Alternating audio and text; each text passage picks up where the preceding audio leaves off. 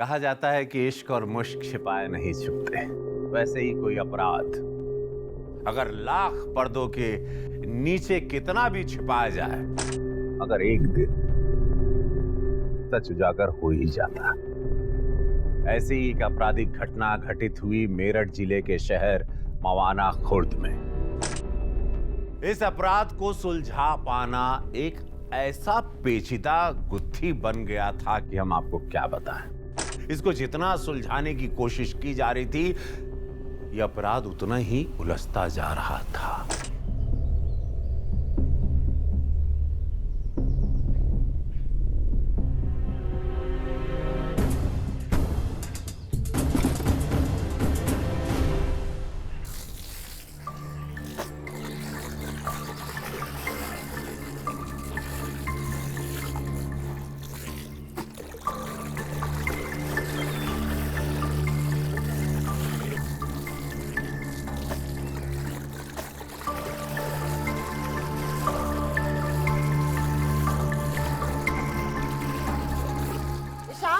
क्यों धो रही है? सूखेंगे कब? माँ ज्यादा कपड़े थे, मैंने सोचा कि धुल कर डाल देती हूँ। सारे काम उल्टे हैं इसके।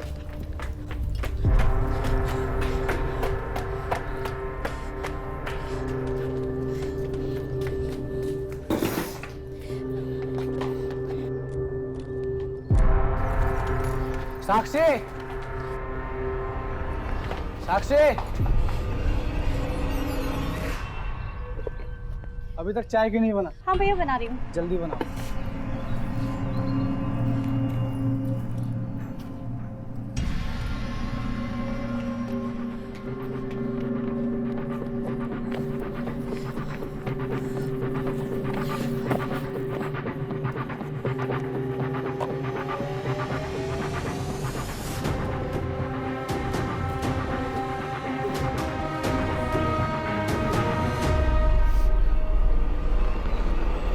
प्राची,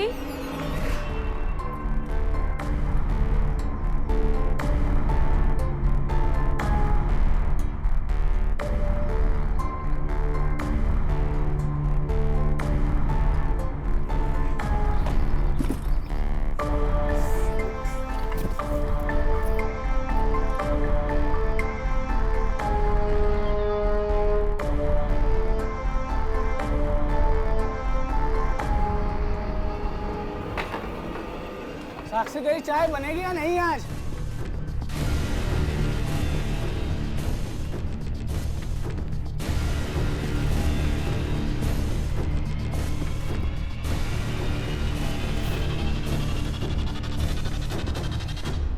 नितिन, नितिन, पकड़े जाएंगे। पकड़े जाएंगे मतलब?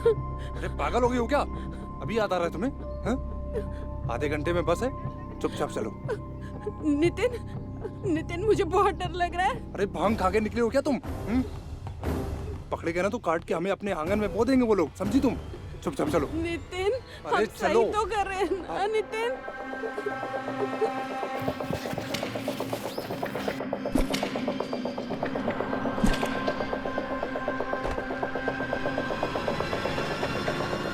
साक्षी, तेरी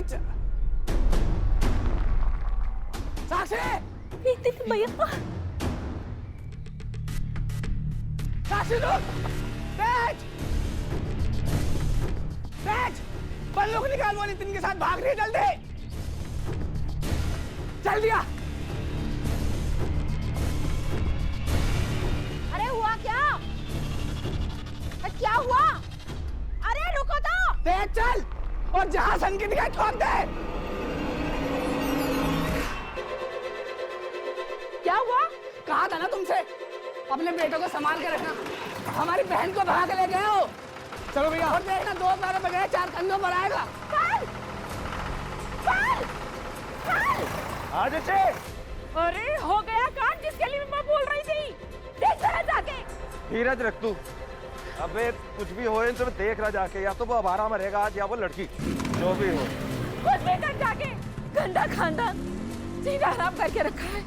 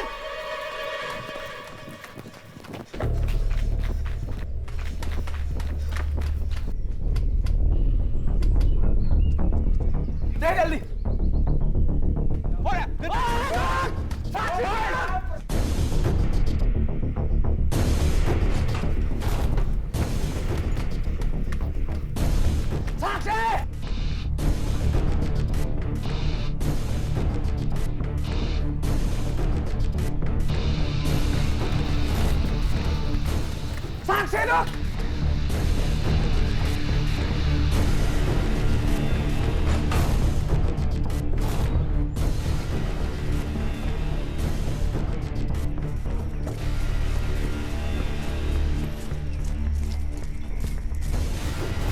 साक्षी रुक। अरे कहाँ भाग रहे? राम मार गोली से। रुक।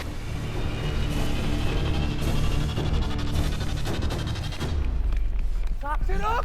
नितिन, रुक जा।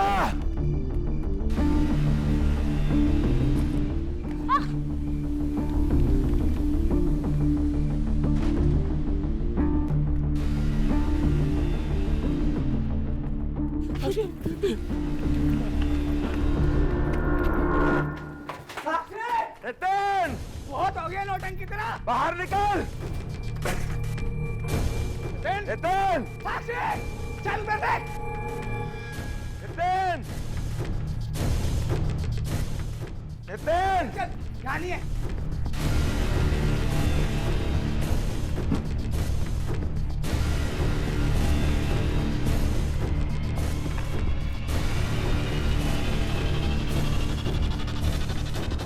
नितिन, बहुत बड़ी गलती हो गई। हमें घर से नहीं भागना चाहिए था।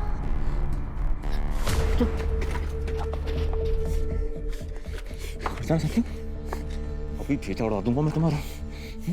हमसे प्यार करना गलती तुम्हारी, हमारे साथ में गलती तुम्हारी। एक बात कान खोल के सुन लो साक्षी मैडम, ये प्यार किया है तो निभाना तो पड़ेगा, चाहे तुम्हारे लिए सजा बने या दुआ, निभाना तो पड़ेगा। और अगर तुमने अपने कदम पीछे खींचे ना तो अर्थी उठेगी हमारी।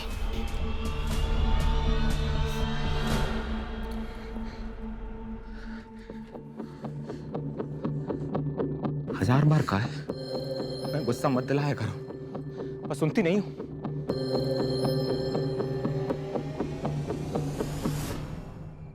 सुनो, तुम यहीं पे खड़ी रहना, हम बाहर जाती हूँ, देख के आते हैं कि वो लोग गए कि नहीं।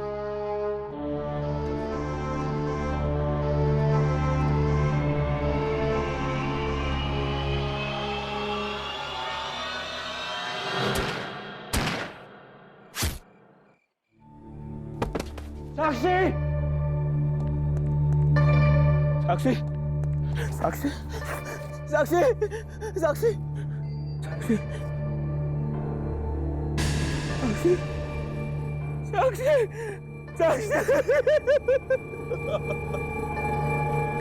नितिन, साक्षी नितिन, साक्षी, साक्षी,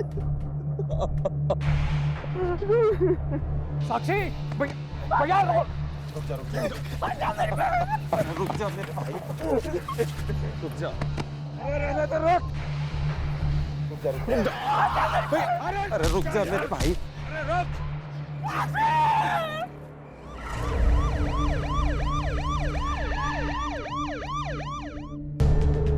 किसी ने मारा मेरे बहन को।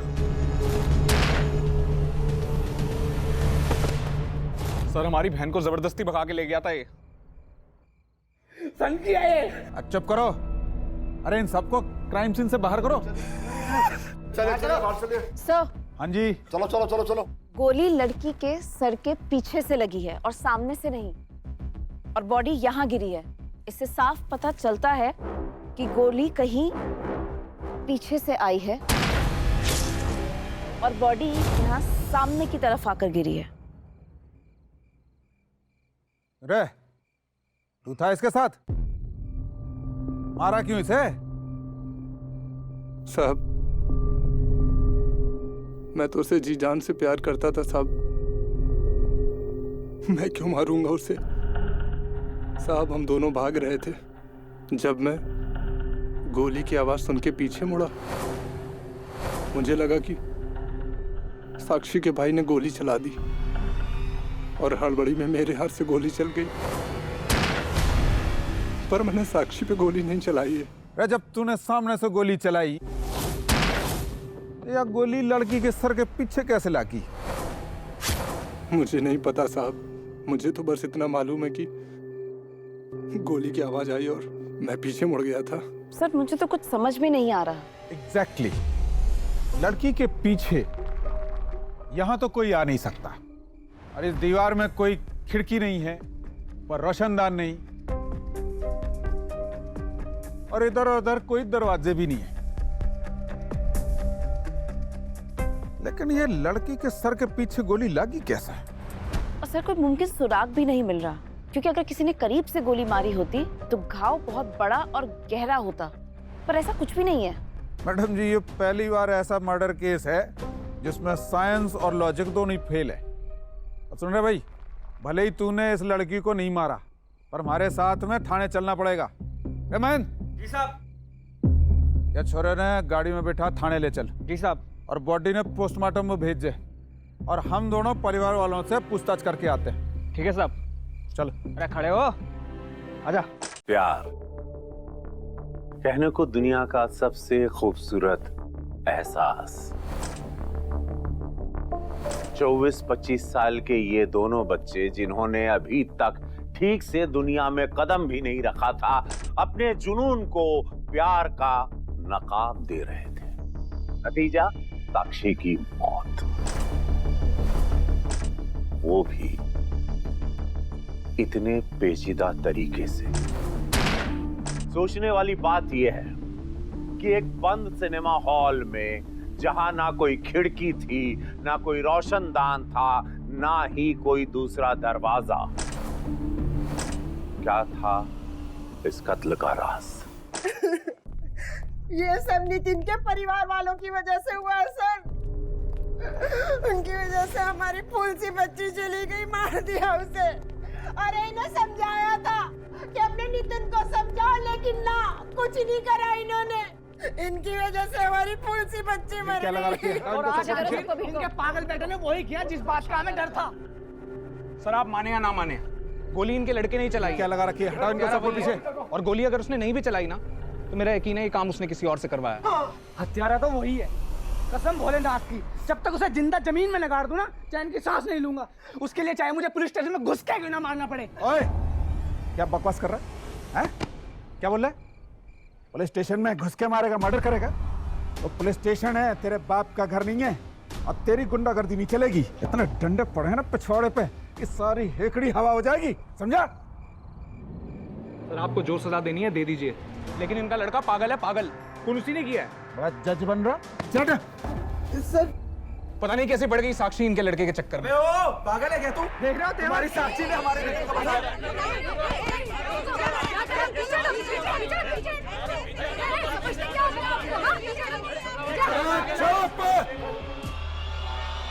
हाँ, तमाशा बना दिया तुम लोग ने। सर इनके तेवर तो देखिए। और चुप रहे, जितना पूछा जाएगा उतना ही बोला जाएगा। हट भाई पीछे। विनोद जी, आपको क्या लगता है आपका बेटा ऐसा कर सकता है? जब से मैंने दूसरी शादी की, मेरा बेटा हमसे दूर होता चला गया। उसके दिमाग में क्या चलता था कुछ पता नहीं। सर बिल्कुल ठीक कह रहे हैं, ये एकदम सिरफिरा था। सिरफिरा तो था ही, और ऊपर से इनकी बदचलन लड़की ने उसका दिमाग और खराब करके रख दिया था। सर जी, बोरा आ गया था नितिन उसके प्यार में। पहले तो बहला फुसला के ले गई वो नितिन को, फिर जब एहसास हुआ तो वापस आना चाह रही होगी। अबे तू चुप कर। चुप कर, सवाल उसे। सर उसी ने मारा होगा, अपने गुस्से पे आपा खोना उसकी पुरानी आदत थी। सर हम जानते हैं कि नितिन को गुस्सा आता था और वो अपना आपा खो बैठता था, लेकिन वो ऐसी हरकत नहीं कर सकता। वो नहीं मार सकता साक्षी को। तुम कौन हो? हाँ, इसी ने उन दोनों की भागने में मदद की थी। पूछिए इससे।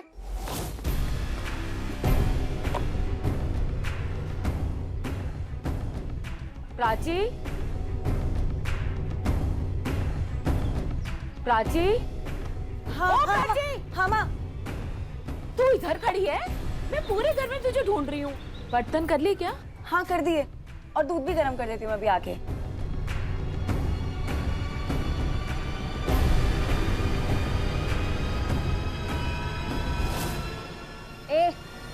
डालो इसे, थाने लेके जाना है पूछताछ के लिए।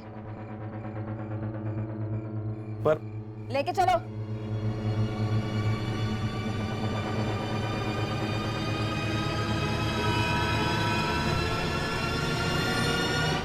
साक्षी के जाने के बाद हमें एहसास हुआ कि हमसे कितनी बड़ी गलती हो गई है। लेकिन सर, हमारा भाई ना ही तो किसी को मार सकता है और ना ही किसी और से मरवा सकता है। हमारी बात का यकीन कीजिए सर। सर, हमको एक बार नितिन से मिलने दीजिए ना। हाँ, मिलवा देते हैं, पर उसको बोलो अगर कुछ है तो अभी बता दे, वरना बहुत पछताएगा। साक्षी का मर्डर उसकी मौजूदगी में हुआ है, बच नहीं पाएगा। अब भाई मिलवा दे छोरी ने। जी साहब, आइए चलिए। शुक्रिया। विद्या जी। सर।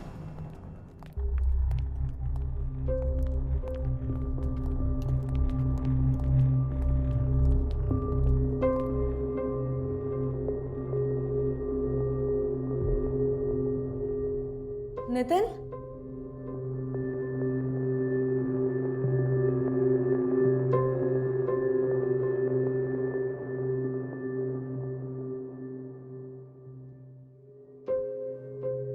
नितिन, कैसे हुआ ये सब?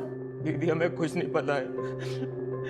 तेज प्रशांत तो पाल मामा में ढूंढ रहे थे दीदी।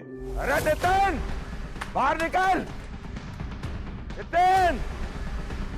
दीदी, हम तो बस उन्हें देखने गए थे कि वो गए कि नहीं।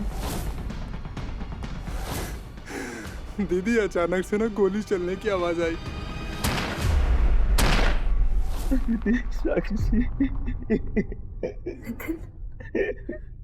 नितिन, संभाल अपने आप को। अच्छे से याद करके बता क्या क्या हुआ था उस रात। हाँ, एक बात याद है जो अब अजीब सी लगती है दीदी। क्या? दीदी, गोली दूर से चली थी दीदी। दीदी, ऐसा लगा ही नहीं कि गोली सिनेमा हॉल के अंदर चली है। कुछ भी बोले जा रहे हो। मतलब साक्षी अंदर मरी और गोली की आवाज़ तुम्हें बाहर सुनाई थी? सर, हम बात कर रहे हैं ना, प्लीज 2 मिनट। नितिन,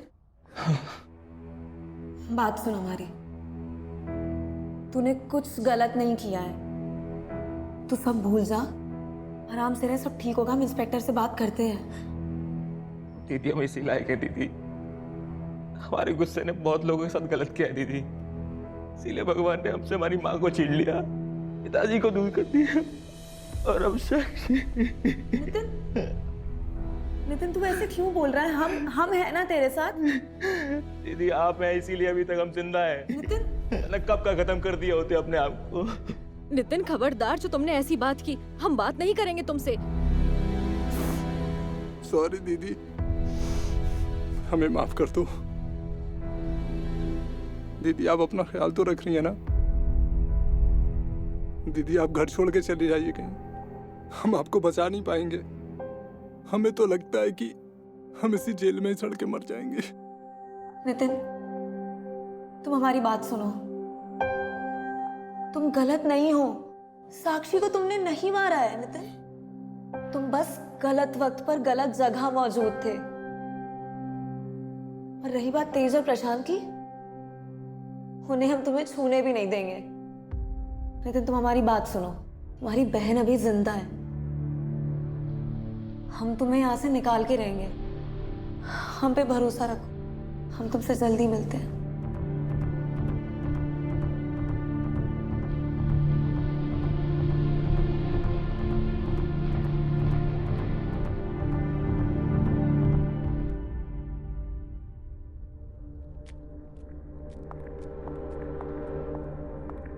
केस में ज्यादा लोग हैं, अलग अलग बयान दर्ज करा। सर, साक्षी मर्डर केस की बैलिस्टिक रिपोर्ट आ गई। वाह भाई, बड़ी जल्दी दे दी इन लोगों ने रिपोर्ट।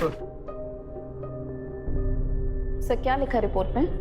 इस रिपोर्ट के मुताबिक साक्षी के सर पे जो गोली लगी है वो 32 फुट ऊपर से नीचे की तरफ चली है। पर सर, सिनेमा हॉल से कोई उल्टा लटक के तो गोली चला नहीं सकता, और उसकी हाइट 25 फीट से ज्यादा नहीं होगी सर। और ये भी लिखा है कि गोली की ट्रेजेक्टरी सीधी नहीं थी। इसका मतलब सर, गोली 8-10 जगह टकरा कर आई है। ये भी लिखा है कि गोली हैंडगन की नहीं, राइफल की है। तो मतलब सर, नितिन और प्राची सही कह रहे हैं। भाई, इस रिपोर्ट से तो ये लग रहा। सर, इस रिपोर्ट में जो कुछ भी लिखा है वो कैसे मुमकिन है? मतलब गोली किसी चील कौवे ने चलाई थी क्या? और सर सिनेमा की छत से जो ऊंचाई है वो भी 25 फीट है। इससे साफ जाहिर होता है कि गोली वहां से नहीं लगी। सबसे चौंकाने वाली बात तो यह है कि साक्षी के सिर में जो बुलेट मिली है ना, तो उसमें उसके अलावा भी एक आदमी का और डीएनए, मतलब एक और आदमी के खून के सबूत मिले। क्या? और सर ये कैसे मुमकिन है? वही तो मैं भी कहूँ भाई। देखो, सर्कमस्टेंशियल एविडेंस और क्राइम सीन के हिसाब से तो मर्डर हो ही नहीं सकता। मैं फॉरेंसिक टीम से बात करता हूँ। हेलो। हाँ भाई साहब, ये साक्षी मर्डर केस की जो बैलिस्टिक रिपोर्ट आपने भेजी है उसमें मुझे कुछ तो गड़बड़ दिख रही है। भाई देखो, जब एक लाश मिली है, एक मर्डर हुआ है, तो बुलेट पे 2 लोगों के खून के निशान कैसे पाए जा सकते हैं? ओके ओके ओके भाई, वो लोग तो कह रहे हैं जैसा हुआ था वैसे रिपोर्ट में लिख के भेज दिया। सर इसका मतलब हम रिपोर्ट्स और नितिन की माने तो गोली सिनेमा हॉल से नहीं बल्कि कहीं और से चली है। बल्कि कहीं और से। और सर देखने वाली बात यह है कि ये सिनेमा की छत से जो ऊंचाई है वो 25 फीट की है और गोली उसके और ऊपर से चली है। रिपोर्ट के मुताबिक 25 और ये 32 हैं? और अब इसे देखो, ये रहा स्टॉल का एरिया, ये रही डेड बॉडी। अब इसके पीछे ना तो कोई दरवाजा है, ना कोई खिड़की, ना ऊपर रोशनदान, ना इधर भी कोई दरवाजा। अब गोली कहां से चली और लड़की के सिर के पीछे कैसे लगी?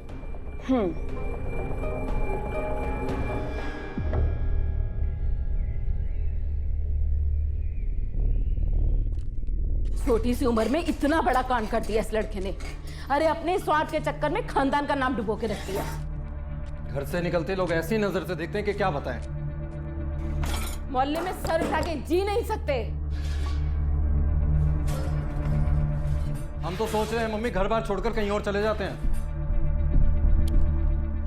मैं भी तो यही कह रही हूँ, यहाँ रहे तो जीना मुश्किल हो जाएगा। और दूसरी बात, हमारी लड़की से शादी करेगा कौन? कुंवारी रह जाएगी। आप लोग अभी से इतना मत सोचो। नितिन पर लगा हुआ कोई भी इल्जाम साबित नहीं हुआ है अभी।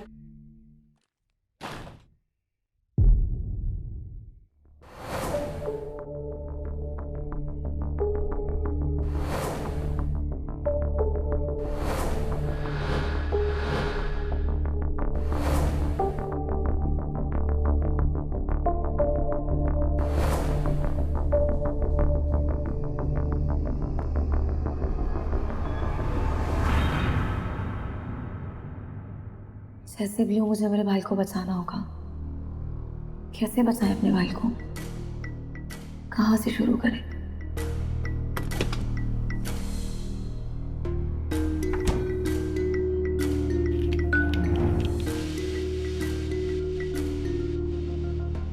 दीदी गोली दूर से चली थी दीदी। ऐसा लगा ही नहीं कि गोली सिनेमा हॉल के अंदर चली।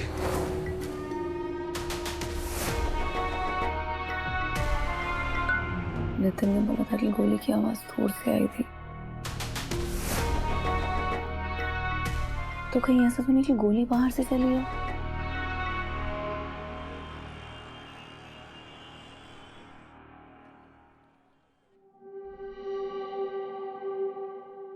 सर, हमें आपसे कुछ जरूरी बात करनी थी। वो कल बातों बातों में हमें नितिन ने बताया था कि गोली चलने की आवाज उसको बहुत दूर से सुनाई दी थी। ये बात आपके ऑफिसर ने भी सुनी थी। दीदी गोली दूर से चली थी दीदी। मतलब साक्षी अंदर मरी और गोली की आवाज तुम्हें बाहर सुनाई थी? जानता हूं मैं। गोली 32 फुट की हाइट से चली है, पर सवाल यह है कि अगर गोली सिनेमा हॉल के प्रोजेक्शन विंडो से चली, यानी कि सामने से, तो लड़की के चेहरे पे सामने से लगनी चाहिए, और गोली लगी है लड़की के सिर के पीछे।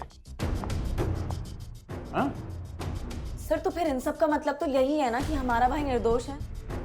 छोरी, मैंने तेरे भाई को कत्ल के इल्जाम में न रख रखा, उसे कत्ल का सच छुपाने के इल्जाम में रखा हुआ। चल घर जा।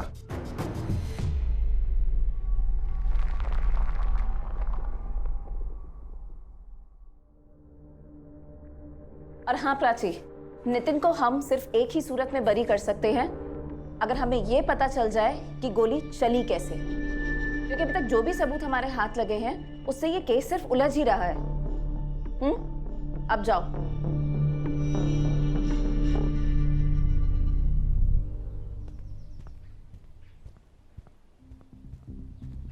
प्रशांत, तू यहाँ कैसे आई? निकल यहाँ से, निकल हमारे घर से। आंटी मुझे कुछ बात करनी है आपसे।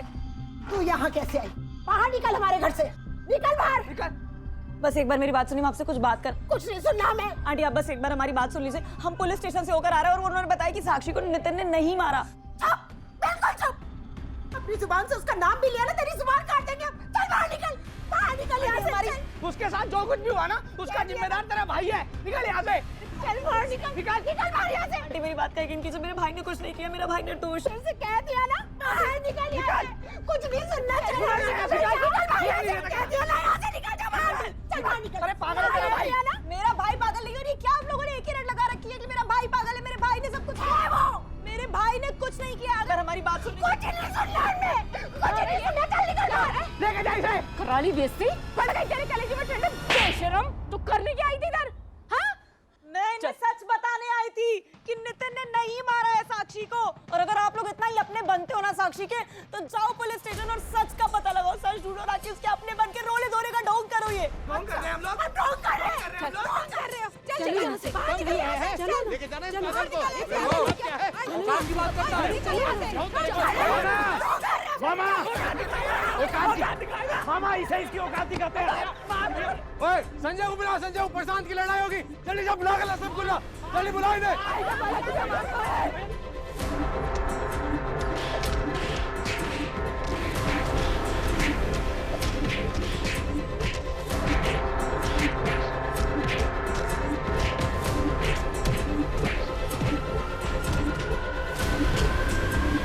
अबे लेके जा इस पागल को, समझ गया ना?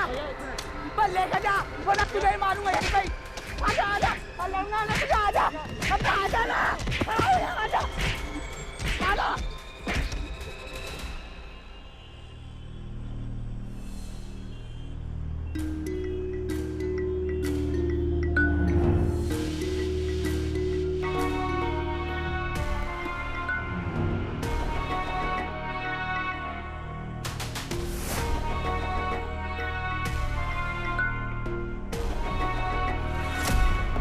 डरो मत, हम तुम्हें नुकसान पहुंचाने नहीं आए।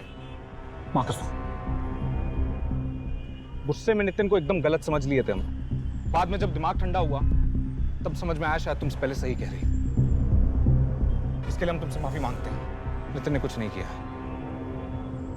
हमें भी तुम्हारी मदद की जरूरत है तेज। पुलिस ने हमें बताया कि गोली 32 फीट की हाइट से चली थी, जबकि इस थिएटर की हाइट केवल 25 फीट है। और पुलिस से हमें यह भी पता चला कि उस गोली पर किसी और का भी डीएनए था। हम उस दिन जब पुलिस स्टेशन गए थे ना, तो हमने पुलिस ऑफिसर को बात करते हुए सुना था। तुम इस शहर के सारे अस्पताल और डिस्पेंसरी चेक करो। जी साहब। लेकिन जिस दूसरे आदमी को गोली लगी है वो इधर उधर कहीं ना कहीं जरूर गया होगा। साहब हम चेक कर चुके हैं, लेकिन हमें कहीं भी कोई भी बुलेट बम का पेशेंट नहीं मिला है।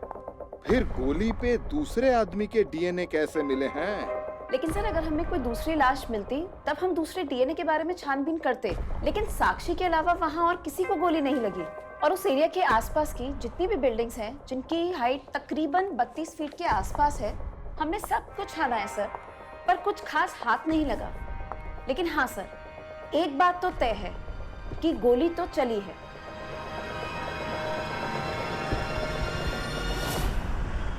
तुम इस बात का मतलब समझ रहे हो तेज? क्या?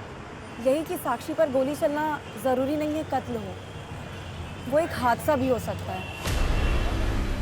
बस इस बात को साबित करने के लिए हमें पहले ये पता करना होगा कि पहले गोली किस पर चली और कहां से चली।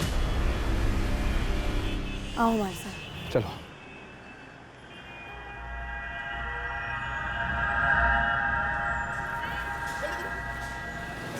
तेज, यहाँ पर यही एक दो जगह है जहाँ से गोली चल सकती है। सिनेमा हॉल में सिर्फ एक ही खिड़की है जहाँ से गोली अंदर जाने का रास्ता, और वो है प्रोजेक्शन वाली खिड़की। और प्रोजेक्शन वाली खिड़की के ठीक सामने यही एक घर है। हम ना यकीन के साथ कह सकते हैं कि गोली यहीं कहीं से चली है।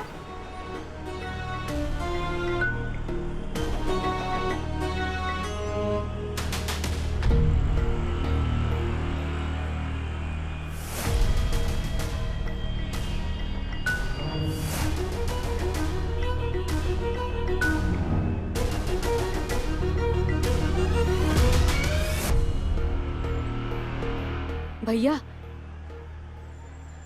कल रात थिएटर में जो कत्ल हुआ था उसके बारे में कुछ बात करनी है आपसे। क्या बात करनी है? भैया, आपने कोई गोली की आवाज सुनी थी क्या? हाँ, सुना तो था, लेकिन वो आवाज़ थिएटर की तरफ से नहीं आई थी। ऐसा लग रहा था कि मेरे सर के ऊपर से आई है वो आवाज़। हाँ? अभी जब तक पुलिस ने कुछ पूछा नहीं, अभी तक मैंने भी कुछ नहीं बताया। अभी क्या मसला है, लेकिन हाँ, मेरे को पक्का मालूम है कि थिएटर की तरफ से नहीं आई।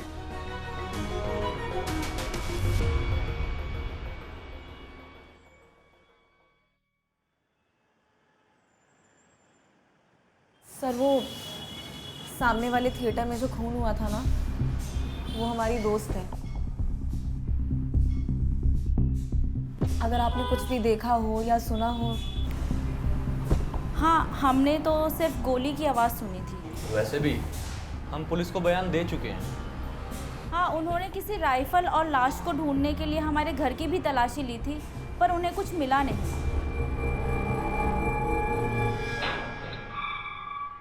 हाँ जी, क्या बात है? नमस्ते सर, हम प्राची हैं। कल आपके घर के सामने वाले सिनेमा में जो मर्डर हुआ ना, उसके ही बारे में कुछ बात करनी थी आपसे। इस बारे में हमें कुछ नहीं पता, हम पहले से बहुत परेशान हैं। प्लीज़ आप जाइए जाइए जाइए जाइए यहाँ से। बिल्कुल, जब देखो कोई भी मुंह उठा के चला आता है। अरे पहले पुलिस वाले आ गए और अब आप लोग। एक बात बताइए, शक्ल से हम लोग आपको कातिल दिखाई दे रहे हैं क्या? और नहीं तो क्या, हमारे यहाँ भी पुलिस वालों ने राइफल और एक लाश ढूंढने की कितनी कोशिश की है, लेकिन जब हम सब ने जुर्म किया ही नहीं तो राइफल और लाश कहाँ से मिलेगी उनको? आप लोग जा सकते हैं।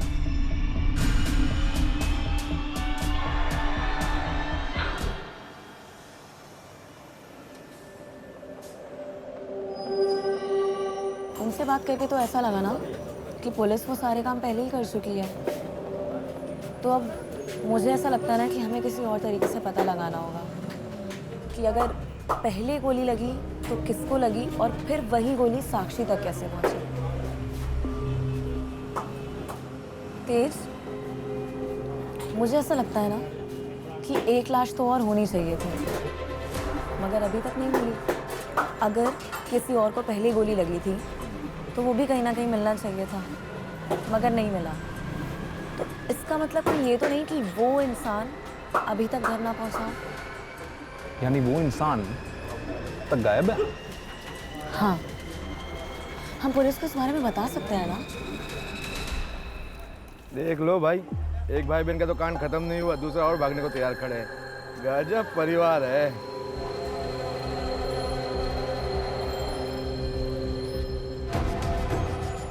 ये सब आवारागर्दी घटियापन करने आते हो यहाँ पे? ये तुम्हारे घर वालों ने तुम्हें यही सिखाया है। और तुम्हारे घर में माँ बहन है या नहीं? तुम्हारी बहन होती तो भी तुम ऐसे ही बात करते।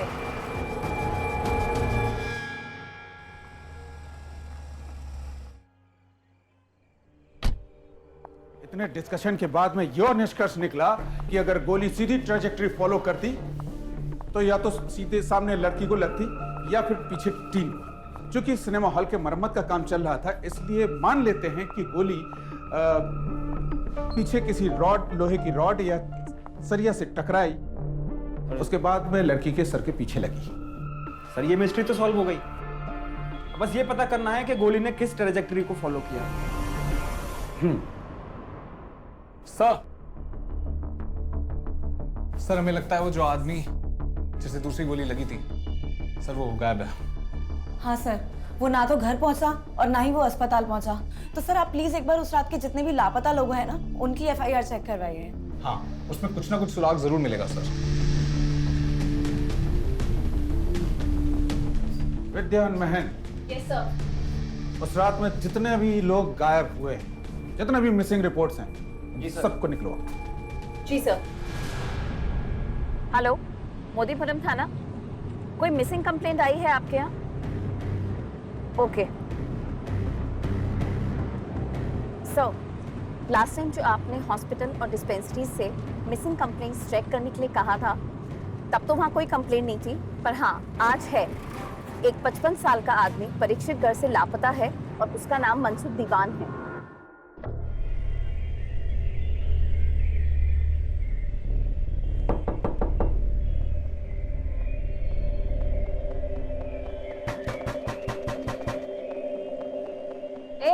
इधर आ।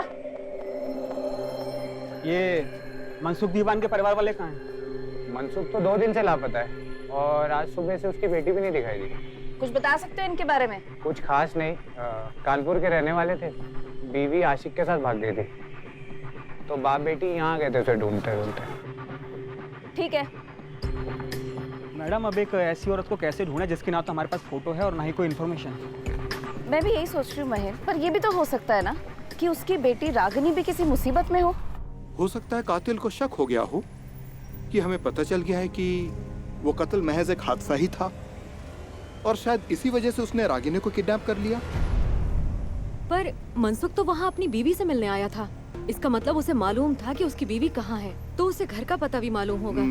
तो इसीलिए मनसुख उसे किसी दुकान वगैरह में नहीं बल्कि घर में गया होगा। और घर में मतलब उसका कत्ल उसी घर में हुआ है जिस घर में वो गया। हाँ। लेकिन हमारी जानकारी के हिसाब से वहाँ पर 2 ही घर हैं, एक तो वो मियाँ बीवी वाला और एक वो परिवार वाला। और पुलिस इन दोनों ही घरों में छानबीन कर चुकी है और पुलिस को वहाँ कुछ भी नहीं मिला। गोली भी लगभग 32 फीट की हाइट से चली थी, तो जरूरी नहीं है कि किसी भी घर की फर्स्ट फ्लोर से ही चली हो सकता है छत से चली हो। और भीड़ भाड़ वाला इलाका तो ये वैसे भी है, लाश छुपाकर ले जाना यहाँ पर इतना आसान नहीं है। तो इसका मतलब ये कि हमें उन घरों की छतों की तलाशी लेनी चाहिए। हाँ, पर उसके लिए हमें रात तक इंतजार करना पड़ेगा और उस्मान भाई की मदद भी चाहिए होगी। उस्मान वो दुकान वाला? हाँ, वो पहले यहीं रहता था। सबसे छुपकर छतों के सारे खुफिया रास्तों का पता है उसे। अच्छा, तो तुम्हारी कब बात हुई उस्मान से? हमारा एक आदमी है वहाँ, उसका फोन आया था। इस फैंटम बुलेट वाली कहानी में भी तो उसे बहुत ज्यादा दिलचस्पी है ना।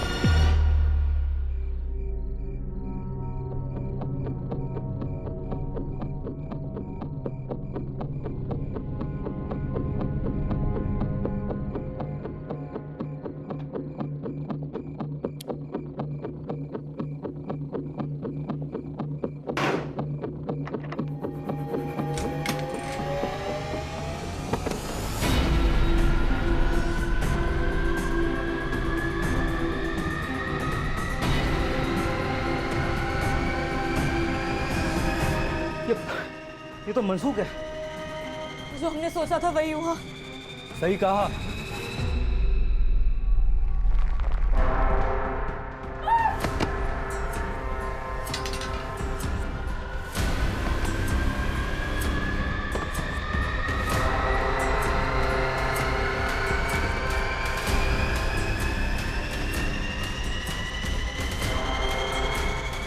तुझे और सुनीता को मनसुख और साक्षी के कत्ल के इल्जाम में कड़ी से कड़ी सजा दिलवाऊंगा। तो तुझे क्या लगा था कि तू इतने स्मार्टली 2 लोगों को मार देगा और किसी को कानो कान खबर भी नहीं होगी?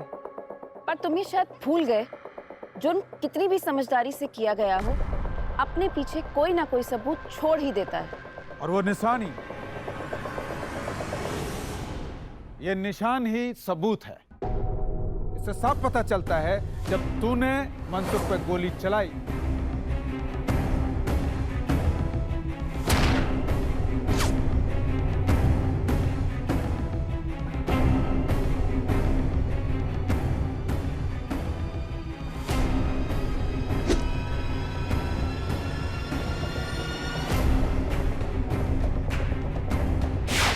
तो वो गोली उसकी गर्दन से छूकर इस रॉड से टकराई।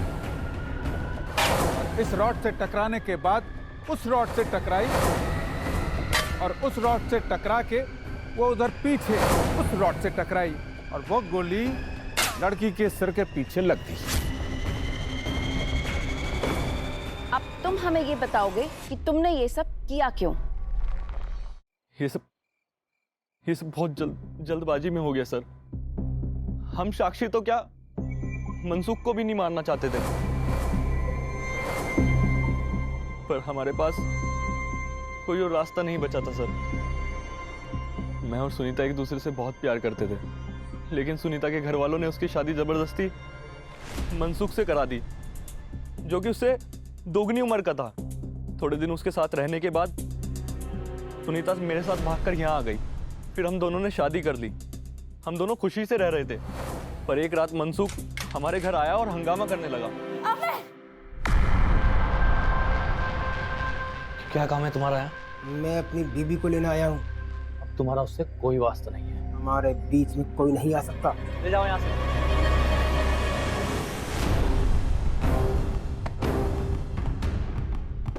छोड़ो, हमें को छोड़ो। बंदूक लाओ, बंदूक लाओ जल्दी।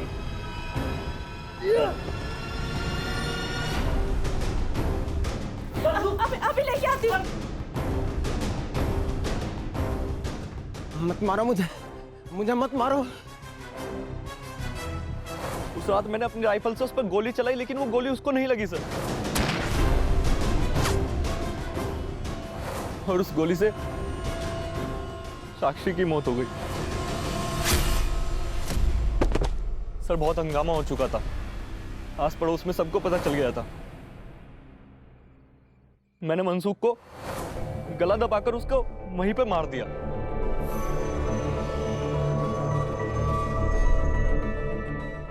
उसकी डेड बॉडी स्टोर रूम में छुपा दी। हमें नहीं पता था सर कि छत पर कोई आ जाएगा।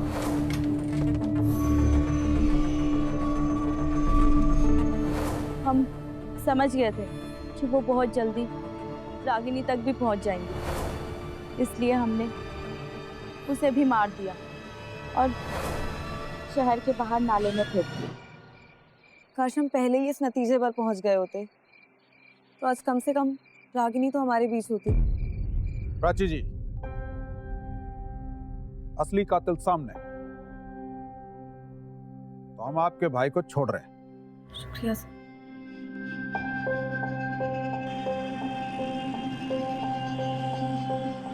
नितिन, हमें माफ कर देना।